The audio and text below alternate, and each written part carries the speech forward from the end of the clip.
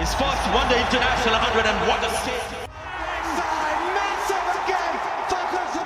New Zealand are on the ropes because this man is just not... As you probably know by now, Fakhar Zaman has been dropped from the Pakistan squad for the white ball tours to Australia and Zimbabwe. These tours, along with South Africa later this year, are supposed to be the chance for Pakistan to get their squad finalised for the Champions Trophy in Feb of 2025. Yes, this same Champions Trophy that Pakistan won back in 2017 thanks to the heroics of a then debuting 27-year-old Fakhar Zaman. But now, at 34, dropped from his best format right before the first tournament to be hosted by Pakistan in 30 years, and with a very public spat with the current board. The question is, have we seen the last of Fakhar Zaman in a Pakistan shirt? In today's cricket tape, we explore what actually happened between Fakhar and the PCB, as well as how his axing could impact Pakistan's chances at the Champions Trophy. Now, trouble between Fakhar and the board had been brewing for months. It all started after Fakhar was called back from the Big Bash despite having been given an NOC 5 months earlier. This was followed up by more mismanagement by the PCB as Fakhar, after being granted an NOC for the Caribbean Premier League, was called back from the West Indies for a randomly scheduled fitness test, which he was expected to give after a 30-hour flight. Now, at the much publicised connection camp held by the PCB, Fakhar decided to take up his grievances publicly with PCB chairman Mohsin Naqvi and even used his own line against him. Naqvi had famously stated that the Pakistan team needed major surgery after their group stage elimination in the T20 World Cup.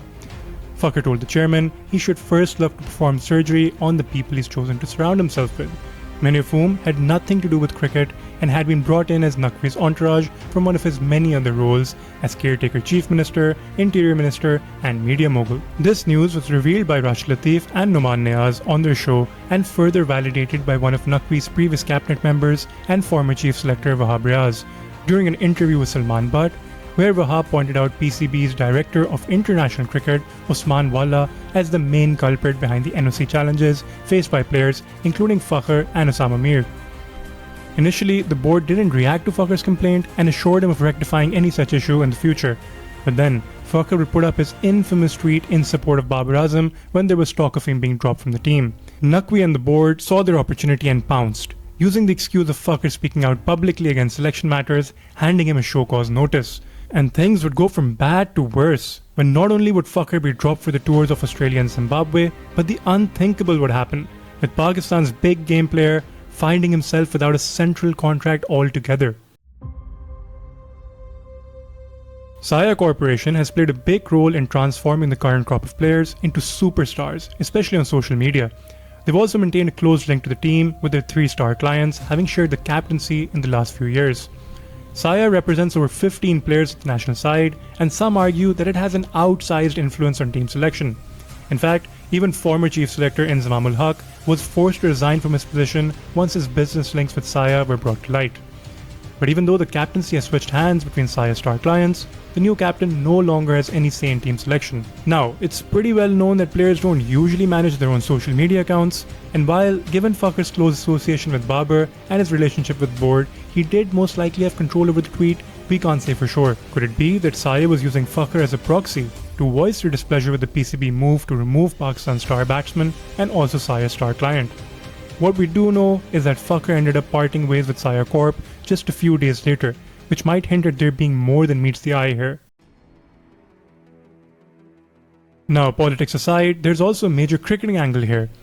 Fakhar is the team's most destructive batsman and possibly the only one who can really turn a game on its head.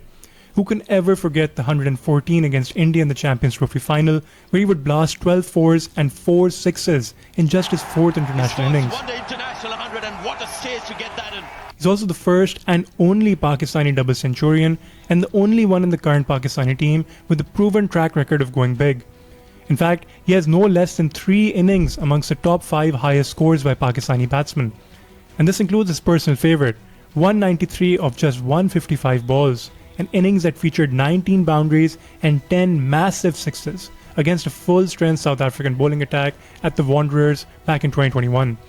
Only a run-out stopped him from single-handedly chasing down South Africa's total of 341 in a match where Pakistan's next highest score was just 31. And this one-man show wasn't just a one-off either. Against England at Southampton, he would smash 138 of 106 balls, chasing a mammoth total of 374. He would in fact keep Pakistan ahead of the required rate, and when he was dismissed with the score 227, Pakistan were favourites, needing another 147 runs with 101 balls to go and 8 wickets in hand, but they couldn't get the job done. So, Fakhar learned that in big chases, he would have to go it alone, and he did, against New Zealand in Karachi, where his 180 not out would help chase down 337. And the thing with Fakhar is that he seizes the big moments. Even if he's been out of touch during a tournament, it just takes one innings, like in 2021, where he chose the semi-final to destroy Mitchell Starc and end with an unbeaten 55 32 balls, more than what he'd scored in the last 4 matches combined. And it was a similar story at the 2023 World Cup, where after getting dropped early in the tournament, he would return to the side and smash 81 against Bangladesh, featuring 7 sixes to keep Pakistan's slim semi-final hopes alive.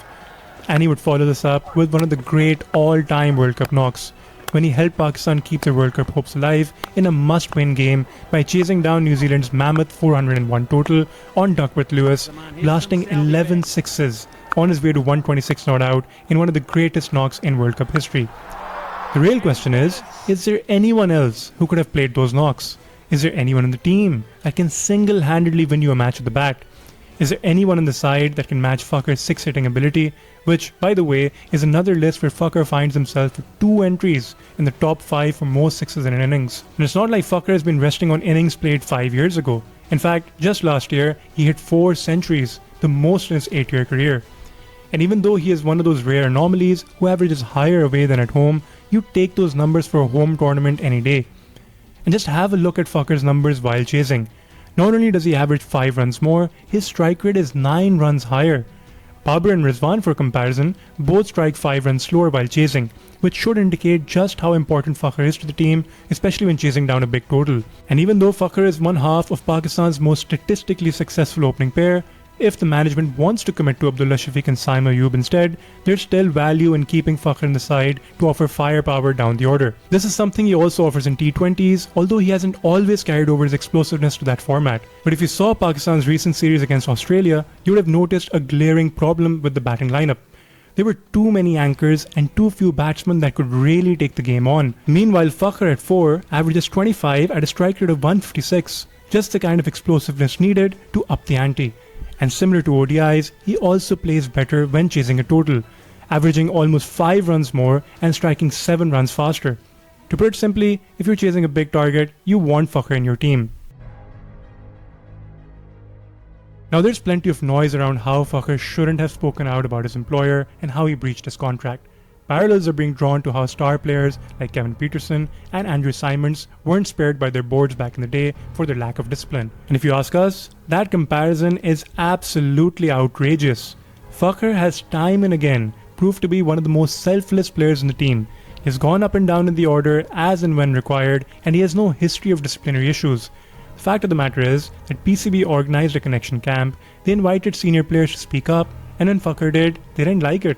And the same tactics that are used to silence opposition voices in Pakistan are now being used in our cricket board, which is of course hardly surprising given who the chairman is. And if an example really had to be made for the tweet, then a fine or a temporary suspension could have sufficed. But to not offer a central contract?